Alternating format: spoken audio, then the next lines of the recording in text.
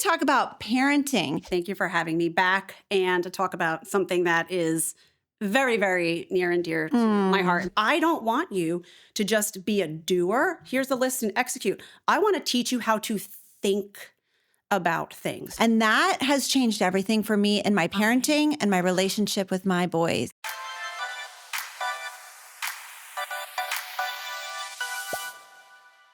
Hey, what's up? This is Kristen Carter, and you are listening to the I Have ADHD podcast. I am medicated, caffeinated. I'm not very regulated because I am just so happy and excited. And emotional regulation doesn't just apply to negative emotions. It also applies to the adrenaline and the joy and the excitement that we feel as well. And so I'm admitting that I am not well regulated, but I am ready to roll. And today I am talking to licensed clinical psychologist and neuropsychologist, Dr. Jessica McCarthy. She's back again. Back, baby. Oh, so get rid of excited. It's going to be so good. We are going to talk about parenting, the experience of parenting with ADHD, whether that is two partners parenting together, solo parenting, single parenting, all of the things. So, Jessica, thank you so much for being here. It's a pleasure. The pleasure is all mine. Thank you for having me back and to talk about something that is very, very near and dear to my heart and probably a lot of your listeners who have kids as well. Yeah, it is so hard to be a human with ADHD. Just in general, just a human, like taking care of yourself with ADHD, but then adding kids into the mix where you are responsible to be someone else's frontal lobe, not just your own. When yours is like hanging on by a neuron. Yes. Like dangling for dear life. It is so hard. What do you think, or like, what have been some of your challenges with being a parent who has ADHD? So for me, I've been divorced almost 4 years now. So I kind of don't remember life. So some of the parenting stuff pre-divorce, because it was a different ballgame, and my kids were babies. They were 3 and 5 when I got divorced, and it was during COVID. So like the world, everything was in shambles, and COVID casualty, yes, but obviously there were some issues leading up to that. Divorce doesn't occur in a vacuum, and it doesn't occur suddenly. So there's that. So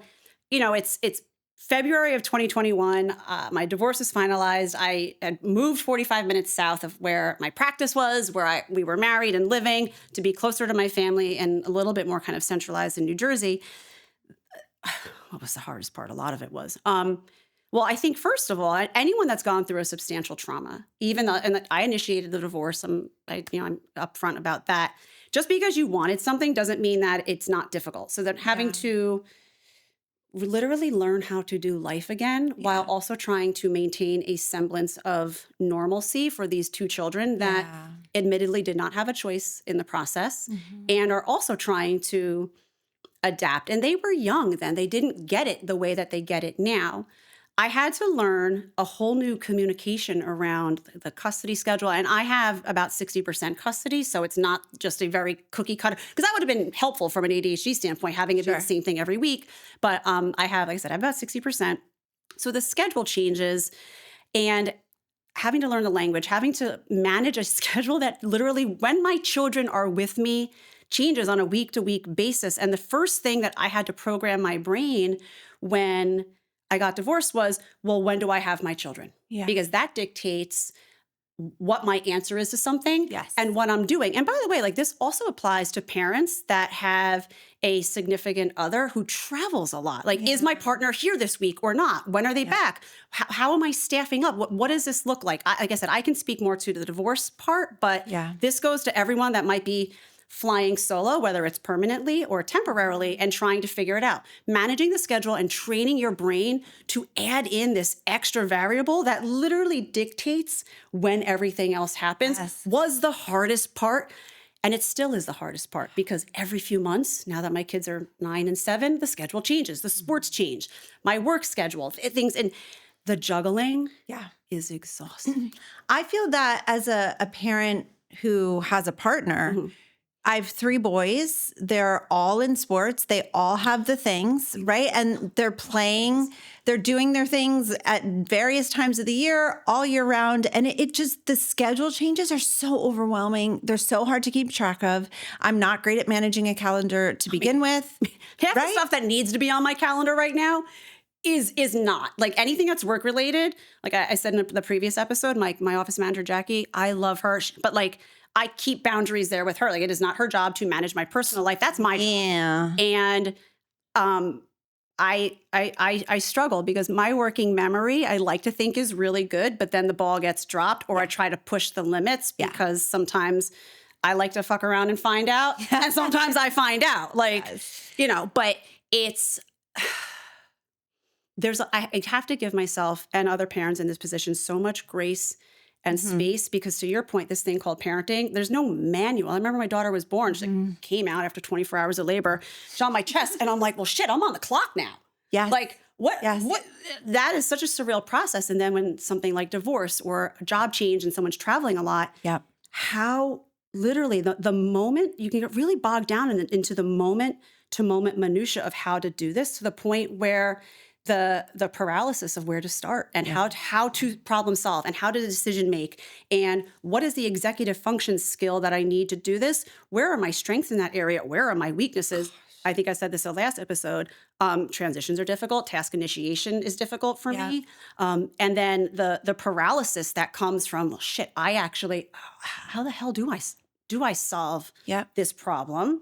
And then the guilt of like, well, you know, good, you know, this is what you get for like, you know, being in a marriage that didn't work out. Like you chose this life and you chose this divorce and like you chose all of this stuff. So like, you don't really get a fucking chance to like feel bad about it. You just have to solve the problem. Well, no, I'm human too. Yeah. And my evolution as a parent, as a lot of your listeners, or even just as a human, looks very different at, you know, my, 42 than it did in my 20s and 30s. And we can allow for that. Long answer again, blame it on the ADHD. And I'm right there with you being dysregulated. It's so good. It's wild, the experience of parenting. And I saw a TikTok the other day, yesterday actually. Every day that's not today is the other day for someone with ADHD. Back you know what I'm saying? Yesterday, I was scrolling and I saw a TikTok that said a parent's job is to be their child's frontal lobe. I sent it immediately to my sister because I was like, well, crap, because I can barely function as my own frontal lobe. And then I'm also having the responsibility to try to help my kids develop their own and like be that support system for them. It is so hard to be a parent with ADHD. Yes. And especially when, and this is to no fault to parents, like our generation parents, like not mine, anyone else's, we didn't understand ADHD back then. Like true. I said on the last episode, like I wasn't the behavioral kid. Like we're not, you know, so the understanding that like we need to do it differently as opposed to like, Jessica, like, why is your room a mess? Just get up and do it. Like, I'm not Nike. I'm not going to just do shit if I actually can't do it and I don't have the skills. Like, trust me, there's nobody more than me on this planet that wishes I could do some of the shit that even my older daughter can do like so readily. Like she comes home and she just sits down and does her home. She transitions so well. I'm like, how do you, Eleanor, my sweet child, how do you do that? Can you teach me how to do that? Whereas my younger one, Claudia, needs a little bit more assistance in that area. I think the other thing too, I actually have a little bit of an issue, like it's our job to be their frontal lobes. And maybe this is the swinging of the pendulum in the other direction. And this is also what I tell my clients. It's not my job to be anything. It's my job to teach you. Just like I take with my patient. I'm going to teach you how to problem solve. So we're working on a chore chart. My kids, now they're understanding like the value of money. Like, Mom, like we want to go shopping. We want to go get the fuck out of here. Like, what job do you have, first of all? But okay, let's talk chores. There's certain things that you are expected to do as a functioning and participating member of this household and are developmentally appropriate. Totally. But here's also what I'm teaching. I'm teaching insight and awareness, like these metacognitive skills that we talk about with ADHD, because I don't want you to just be a doer. Here's the list and execute. I want to teach you how to think about things. So part of how they earn money, it's not just, and we're still finalizing this. This just came about like last week. Love. Is not just the tasks, but if I have to remind you more than once, the maximum, and again, this is all behaviorism. It's positive reinforcement as opposed to punishment. So let's say out of a day, you have the opportunity to earn a maximum of $2. Yep. What you earn is not just predicated on stuff getting done. It's, did you do it without me having to, like, were you able to walk into the room and realize, ooh, I need to turn the light off before I leave. I need to clean up the breakfast table. I'm not interested in you being like just a yes man. I'm interested in you learning the skill of, okay, before I transition, can I look around me and see what has to be done before I leave the room? Wow. That's built into their system. Because I wasn't necessarily taught that. No. I was taught, and again, a lot of people our age, it's you do as you're told. Yep. I was a taskmaster. I'm really good at doing what I'm told. Yeah. I am less, actually, I'm not going to be hard on myself. It is an emerging skill of the tone of your voice. An emerging skill. Therapy. It is an emerging skill of me being able to, okay, pause. What do I need? Yeah. What can I say yes to? And what do I say no to? As opposed to just being like, I'm going to do it all. Mm-hmm. Or I can't do shit, the all or nothing thing. Yep. So tell me how you teach your kids to think through or to remember the tasks, because that's very interesting. So part of it is like the tasks themselves are written out. Sure. But if I know, like, this is, oh my God, I need to move the mic so I can start like, pounding the for table. me, because it happens all the time. Yeah. The breakfast table. Just when you have your breakfast, just fucking throw it out. Yeah. Put the dishes in the sink. Yeah. Like, I'm still teaching that, like, pay attention to the dishwasher. If that's empty, then you can load it. But I'll be happy if you just throw out what needs to be and scrape your plate and put it in the sink. Mm-hmm. So they have the list. But what I'll say to them, and I will give them, again, I will tell them a half hour, 25 minutes. I do help manage the time because they are learning. Like, frontal lobes are not developed. I do have to help with that. Sure. Like, I'm not a masochist. I help them manage the time and think about that. But I will say to them, what needs to be done in this room to consider it complete? Oh, I love. What needs to be done before we leave for school? Yeah. What needs to be done that we can check this? You can check this off. And whether they just remember it spontaneously, or they should have, because how many times I've said it over the years, right? Or they remember to go back to their list. I want to teach. Right. I can teach them what needs to be done, and ultimately, I will phase that out over time. But like, they're 9 and 7, and like, right. honestly, they can complain about this to their therapist when they're like, yes, we'll pay for their therapy bills. Absolutely. That's why Mama's hustling. But I'm trying. I just give them that prompt. What else needs to be done? Yeah. Oh, that's so good.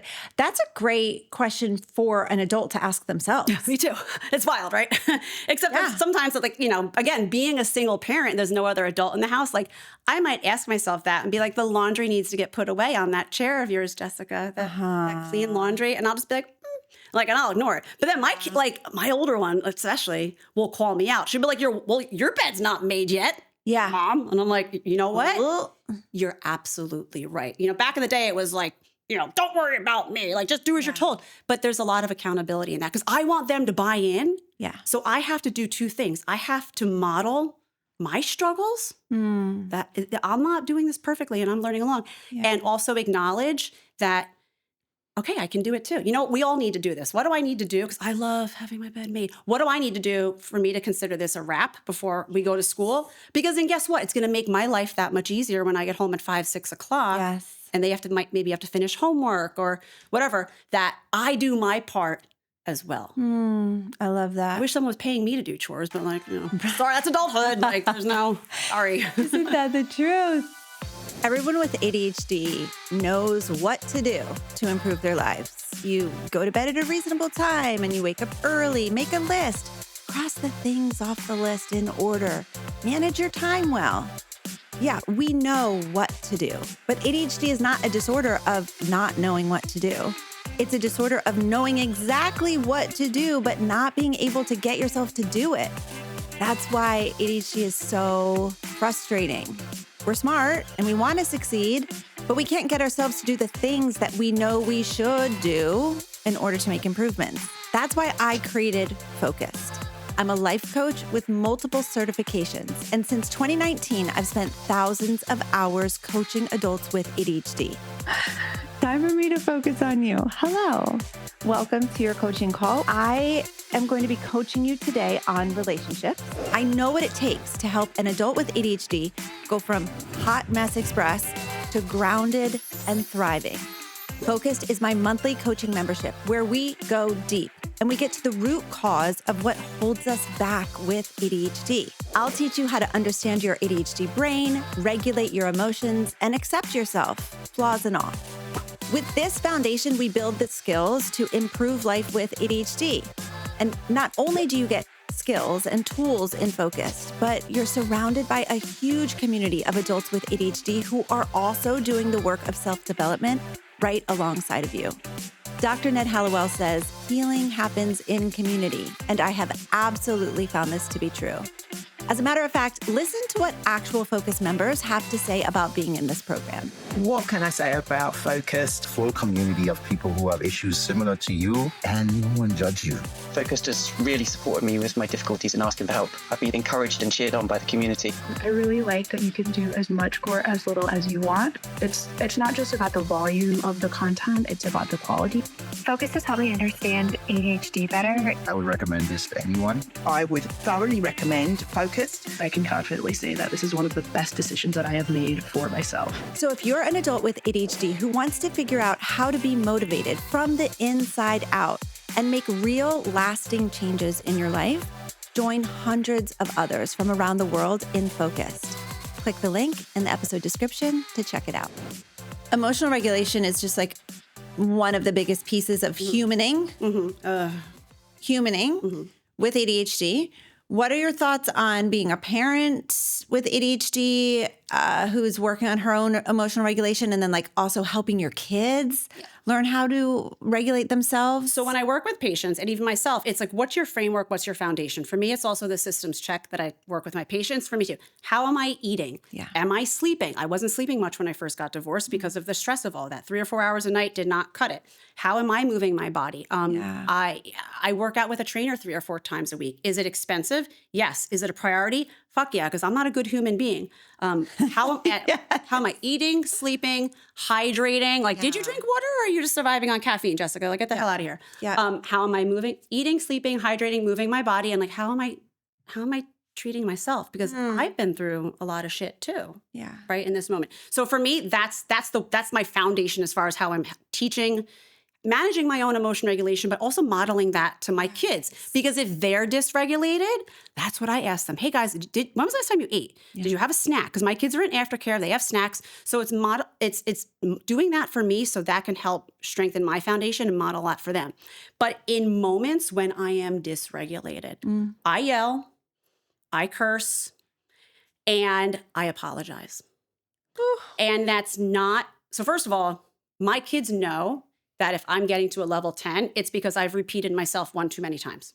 And I try to have a lot of structure in place for my children and put a lot of mindfulness and breathing and a lot of therapy into me not going to a level 10 because I also have anger issues. Like I was the kid when I was so dysregulated because of inefficiencies and how I was moving through my day and difficulties with transitions and the anxiety on top of that. Like I liked to throw things when I threw remote controls through walls at my parents' home. Like that's a very little known, not so much of a secret now. Love it. So in those moments where my darling angels just send me to the goddamn moon on the fastest rocket possible, I have to use my skills I learned in therapy to breathe and settle down because pouring gasoline on a fire is not going to work. Yeah.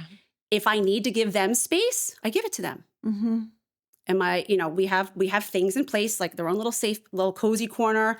I come in and out. I check on them. I help them self-regulate, hugs, some sensory input, whatnot. But if it gets heated, I apologize. And I'm like, guys, this was my responsibility in this. And our parents didn't do that. And again, I'm not blaming the older generation's culture. It just wasn't part of the parenting picture. Yeah.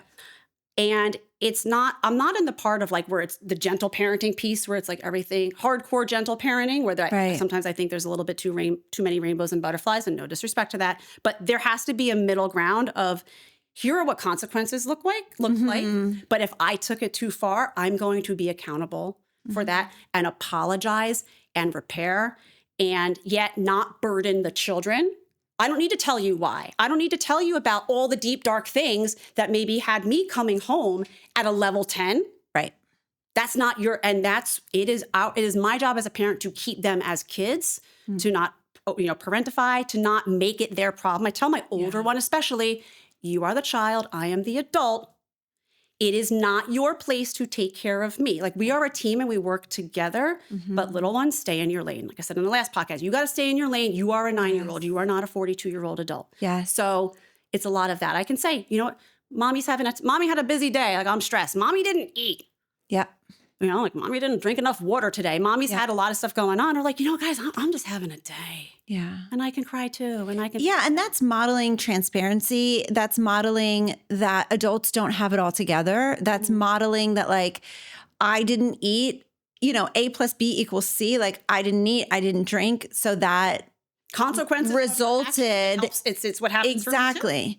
But I love the part that you said, it's not their job to take care of you. And I think that's a big shift culturally in our parenting model, where when we were kids, that wasn't necessarily the thought process. Kids were more seen to serve their parents. And so what are some ways that parents listening who are like, whoa, wait a second. What are some ways that they can make sure that they are not kind of burdening their kids with the responsibility to take care of them? It's a good question. I think a couple of things. Number one, it comes back to like your framework of parenting. Like, when you have a framework and an idea of how you want this thing called parenting to go and what you think are reasonable expectations and developmentally appropriate expectations. So yes, I don't need my children taking care of me, and I don't need my older one functioning as a second adult. Yeah. But it is developmentally appropriate for a 9-year-old and a 7-year-old to do certain things. So I think that's where I make it a point to, even I tell parents, go work with a child psychologist, talk to your pediatrician about like what is developmentally appropriate for kids to do. When you can reference the research, and again, I think the internet can be a great place for that. Sometimes it gets a little murky, but like call a pediatrician, touch base, do 1 or 2 sessions with a psychologist to get an understanding of what is developmentally appropriate. I think that framework can then dictate what is reasonable to expect from a child, both in terms of like tasks they might do and also emotion regulation. Yeah. Right? Like a 3 and 4-year-old and even maybe a 5-year-old still might have more explosive outbursts and temper tantrums than a 7, 8, 9-year-old. Yeah. And that's normal. Again, it's all a range. It's normal.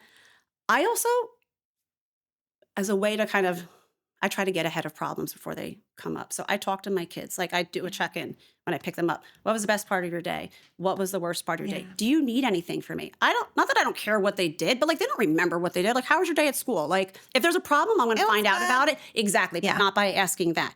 I make it a point to talk to them right at bedtime. That's when they're tired and like a little bit more vulnerable and willing to share. And that's also where sometimes repair work can happen. And I'm also okay with like everyone taking a timeout, not like a punishment timeout, but like you know what, guys, we all need some space. And I'm willing to be flexible. So sometimes I don't get home from work until like 6 o'clock. Yeah. Even if the snacks at aftercare, like my kids are hungry. Yeah. Sometimes I'm on top of planning dinner. Most of the time I'm not, but I like this week I'm on point. Like, we're eating well this week. Nice. Excellent. But if they're about to break down or they're having a hard time finishing something because they're fucking hungry, grab a snack, dude. Go grab a snack. Yep. Go grab a snack. So like that's emotion regulation right there. Yes. And it's my job as a parent to be flexible. Like, you're going to spoil your dinner.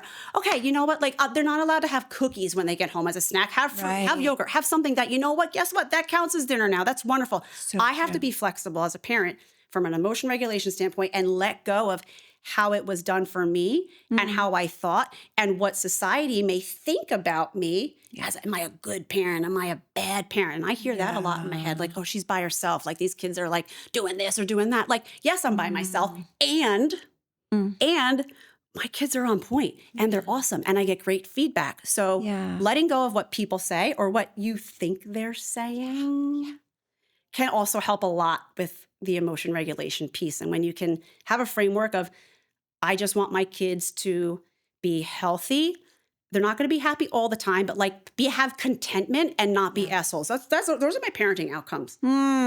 And to be independent. I'll add a fourth to that. I want them to be able to launch successfully. It says nothing about grades. It says nothing about like, I want them to be good, kind people, don't suck, and like be effective communicators and be able to launch. That's when I remind myself of that framework, and that's the mindfulness work, that's journaling, that's me pausing and being like, Jessica, what are you trying to accomplish right now? Yeah. When I can start to do that, and that took me a really long time because the emotions get hot for me, then I'm able to parent more flexibly and effectively. I'm so glad that you defined that framework because I was really curious. Like, I was thinking, well, I don't have a framework. I don't even know what a framework is. So for you to define it that way is so helpful. So like, that's the fun little trick when I talk about, and as a behavior therapist, you know, I take an acceptance and commitment-based approach, which is a third wave therapy. You can read about it. But it's, you know, accepting and not accepting what can and cannot change. It's just, it's the greater acceptance of, okay, this is my life. These are the things I want. Here are the values. And these are the things that how I want to show up and what I want to teach my kids and how I want them to show up in this fun thing called life, and committing to the process. And I always tell my parents and I tell my kids, it's consistency, not perfection. Yeah. And even if you're a parent, you look at a kid's IEP, we're looking to do a skill or do a task 80% of the time. Yeah. Or 3 out of 5. Like we're not looking for 100% unless it's a more, you know, advanced IEP and those other goals have been attained. But like perfection is not something that's a good goal in life. Neither is happiness either. Yeah. So from an emotion regulation standpoint, I tell my kids, you're not happy, that's okay. Yeah. Yeah. It's okay. It's okay. And like to be expected, actually. And yes, but parents don't think, oh, if they're not happy, there's a problem. There's not this, there's a problem. So there's a lot of like, it's okay to not be okay. I know it's very cliche. And what's my framework? What am I actually trying to solve? What are my bigger picture things I want to accomplish? And when I can get clear on that, which again, the structure that scratches the itch in my ADHD brain, it doesn't leave me like flailing, which then leads to the perfection and the paralysis. When I have my default framework, I can more effectively, more often than not, problem solve. So good. I realized that I actually have used a framework. I mean, we all are operating out of a framework, I'm sure, right? We don't know it. Exactly. Yeah. And so I do have a question that I ask myself a lot, which is, do I want control or do I want connection? Ooh, I love that question. Do I want control or do I want connection? And that has changed everything for me in my parenting and my relationship with my boys. And I'm going to add to that, be flexible on that. Because sometimes as a parent, like we have to have control. Totally. Like, if you're running these into the kids are off street. cliff, Yeah, exactly. Yeah. But most of the time, it's for me, it is connection. And sometimes it's the emotional. Sometimes it's, can we just connect to this moment? Yeah. Like what is going on in the here and now? Yeah. Because if my daughter's upset about something, if I can get them to focus on the here and now and settle in and get the emotions to kind of, I don't want to say calm down, but just help them get a little bit more regulated, use strategies to connect to the moment and not be on a level 10 themselves, then I can have a more productive conversation. Totally. Because in my world and a lot of the work we do with parents and whatnot, it's not that one issue. Sometimes my kids are at a level 10, not because they're hungry or a problem that I can solve. Sometimes it's because there's some BS happening on the playground. Yeah. Or in my world, you know, the kids going back and forth between two houses and some of the stresses that I actually do attempt to control. Some of the stresses that I can control and try to mediate. Yeah. But as I tell my kids too, like, so your issue is that your parents are divorced. Okay. Someone else is going to have some other issue. Like, this might be aggressive, but like, I don't feel bad for you that that's your issue. This is the deck that you were dealt. Yeah. And I'm not going to say it could be worse, even though it is. I'm not going to say it could be better because it is. I'm not here to judge their experience. I am here to teach you the skill of here's the hand that was dealt to you that you might not have control over, but I can help you. Either sometimes I can pull the puppet strings as the parent, but how can I teach you to sit with the emotional issues that come up with that, whether it's school, home, whatever it is, and how can we not even problem solve, how can we just maybe be with that? Yeah. Sometimes these issues that kids are facing, especially in the preteen, teenage years, they are big, they are heavy, and I don't have the magic wand. If I had the magic wand, like I would be on a yacht in Turks and Caicos because I'd be able to solve everyone's problems. I don't, and to be a parent and to recognize that it's not my job to solve the problems, but I'm ride or die with you on it. Like, you're the captain of your life. I'm the first mate. I'm not going anywhere. I tell that to my kids and I tell it to my patients too. Like, unless you get too far to those edges, I got to take over the ship. I'm right here with you. There's nothing we can't figure out together. Let's take a breath. I'm not going anywhere. My younger one especially, she gets a little spicy. She's like, get out of my room. I said, okay. I'm going to come back in about a minute because she actually doesn't want to be alone. Yeah. But she had said to me once, she's like, it feels so big and heavy, Mom, and I don't know what to do. Yeah. So we have a plan. Yep. And we execute on it. I say, I come back, and sometimes it's a little bit of back and forth, and she finally lets me give her a hug. And we can talk about it. What are the qualities of a ride or die parent?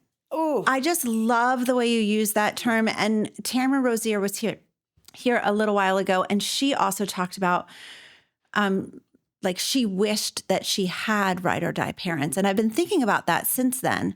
What do you think goes into, what does it take to be a ride or die parent? How can we be that for our kids? The psychologist in me is going to first answer that there are also like cultural norms around that in terms of like how we are showing up for our kids. Sure. Defined, to some extent defined by our culture, whether that's on a macro level or even on a micro level in my home. How I execute it, again, my framework for what defines ride or die is I can't help you if I don't know the problem. And I say that to my patients too. There's nothing that you can't tell me that's going to get me to the point where like, you're not my kid anymore. You're not this, you're not that. I am here. Do we need to say that to our kids? Yes. Okay. Because they need to believe it. Especially if you think your child might have an issue with emotion regulation, whether or not it's even clinically diagnosable. And even if they don't, like if my kid's at a party when they're older and there's drinking or drugs or some other shit that's getting funky, I want them to be able to text me without fear of consequences. Yeah. I am ride or die. I'm not going anywhere. Now, that doesn't mean that there might not be consequences, but I tell my kids the consequences are going to be far less if I'm in the loop. Always. If you're lying or keeping something from me, like then we have a problem. But even then, I'm not punishment focused. Like, doesn't mean I won't tear my kids a new one from time to time. I am interested in solving the problem. Yep. If I can solve the problem, then, or if I can understand the problem, again, the behavior is to me, it decreases the likelihood of that problem occurring consistently in the future. I can't extinguish something in one fell swoop, but I can minimize the likelihood and decrease the likelihood of something happening again. Yes. So it's expressing to our kids that we're here no matter what, and actually meaning it. And showing up in that way. Which, by the way, if you as a parent have an issue and have difficulties with emotion regulation, that means you have to be flexible. And that flexibility that comes with, again, difficulties with ADHD, comorbid conditions like anxiety, sometimes that can be really hard because, hey, that structure that helped me get through things so well, sometimes it backfires when your child does something that wasn't a part of the plan and they weren't supposed to do that. So then I might become a dysregulated parent and like drop the hammer because I'm pissed off in that moment. And I have done that too. But that's when I really check with myself and say, okay, did the punishment fit the crime here? And honestly, 9 times out of 10, if I'm getting to that level, it's because something in me was tweaked or I'm tired or whatever. But also sometimes it's like they did say something 4 or 5 times and like that pissed me off. And like there are consequences. Like if I want my kids to know, regardless of all these things, like if you have a job or you're trying to do something in the future, like if you piss your boss off, you could lose your job. Like, totally. I'm not interested in coddling. I'm interested in hand holding and walking by right beside you to the point where my pace will get a little slower but it's never going to fully stop. Yeah. Right. Like I'm always going to be walking along with you. Right now I'm right here, but I'm never going to stop walking with you. I'm always here. But you get to the point where you're older, you launch, you go to college, you do your own family. I'm still walking. Yeah, I'm here with you it's so through anything. good. But sometimes it's hard.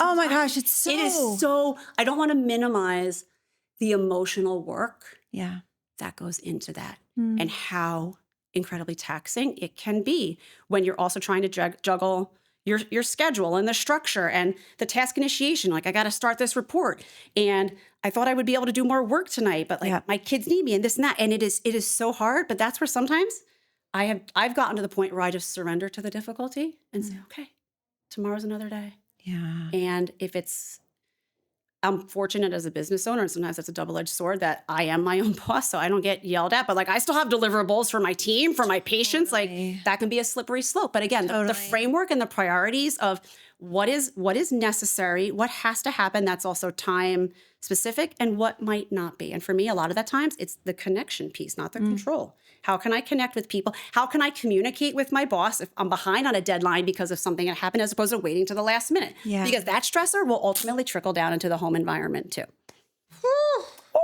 So good. Okay, last question. How important is the repair process, and what should that look like?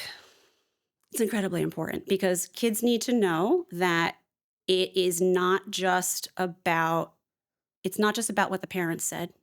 And it's not this thing that just because you're the adult and you're older than me, that you're always right. I think the repair process is also timing, because if we're both still at levels that are, the temperature's a little too hot, that's not happening. Yep. Again, like I said before, I think it's also important to not dump on your child. I think it's important to be clear in your communication without blaming. Well, you did this. No, what's my accountability? And I'm sorry. And not everything is about, well, I'm a single parent, so like this is tricky that this is happening, or like my, daddy or mommy's traveling a lot for work. Like that can't always be the default, even though it's true, because guess what? Then that might put guilt and other stuff on your children that is not theirs to bear. Yep. It's not theirs to bear. At some point, they will be adults and they can make their own choices in life. But, having a job where a parent is traveling and in and out a lot was not their choice. No. Being divorced was not their choice. They are living with the consequences of our actions. So, and I acknowledge that a lot in the repair process. And we also come up with a plan for like, how can we, again, minimize, what can we both do different? Not even so much better or worse, but different to attempt to avoid this. But I always remind them, if it happens again, we'll just deal with it again. And that's okay. So beautiful. And that's okay. There's so much trust in that. And I'm so appreciative to you for modeling that for us. I mean, don't get me wrong. Like back in November, my younger daughter pissed me off so much to the point that I threatened, if you don't stop doing this, I'm going to throw away your Halloween candy. And I did. Like, I literally took her entire bag, dumped it in my garbage can, then made a show of knotting it up, throwing it in the garbage, out the and door. bringing it out to the dumpster behind my apartment building while she watched out the window. And I'm like, good, you little shit, I'm throwing out your candy. Yep. And we both took, she even said, she's like, I kind of get why you did that, because you asked me 4 or 5 times to do something. And I said, I appreciate that. But I also realized we were both exhausted. Yeah. And there's a part of me, if I'm being real honest, I was looking to get rid of that candy. I was done with the Halloween candy. I did not want to wait for, in our house, the elf on the shelf and Snoop on a stoop comes to take the candy. I'm not waiting till Thanksgiving. Thanksgiving's late this year. That stuff had to. Yeah. So good. Not perfect, but not perfection's not the goal either. That's beautiful. Thank you so much for being here. You are a gem. Snack, if you will. So a little parenting good. snack. My pleasure. Dr. Jessica McCarthy, tell us where we can find you. You can Google us. We're at Elements Psychological Services. Our practice is in northern New Jersey, and we're working on opening a location in Central Jersey. We are on Instagram at elements_psych, and my professional handle is dr.jessica.mccarthy. We will link all of it in the show notes as usual. So fun to have you back. Over and over. Thanks so much for being here.